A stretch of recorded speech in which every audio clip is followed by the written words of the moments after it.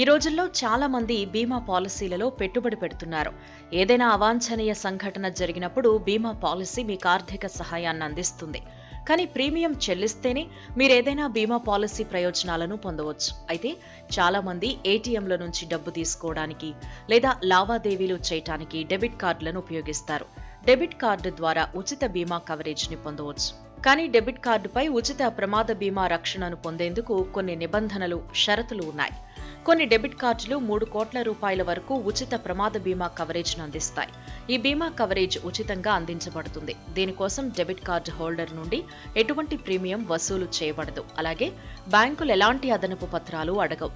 చాలా ముఖ్యమైన విషయం ఏంటంటే కార్డుదారుడు నిర్దిష్ట వ్యవధిలో ఆ డెబిట్ కార్డు ద్వారా కొన్ని లావాదేవీలు చేయాలి. అయితే అర్హత గల లావాదేవీల ప్రమాణాలు బ్యాంకును బట్టి మారుతూ ఉంటాయి.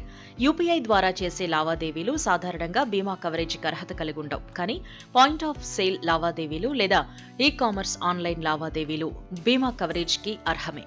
ఉచిత ప్రమాద బీమా కవర్కు అర్హత పొందేందుకు అర్హత ఉన్న లావాదేవీ ప్రమాణాలు బ్యాంకుల్లో మారుతూ ఉంటాయి. ఉదాహరణకి HDFC bank millennium credit card దేశీయ ప్రయాణాలకు 5 లక్షల రూపాయలు, అంతర్జాతీయ విమాన ప్రయాణానికి ₹1 కోటి ఉచిత బీమా కవరేజ్ ని అందిస్తోంది. మిలీనియం క్రెడిట్ కార్డుపై బీమా పాలసీని యాక్టివేట్ చేయడానికి కార్డు హోల్డర్ కనీసం 30 రోజుల్లోగా ఒక లావాదేవీనైనా చేయవలసి ఉంటుంది.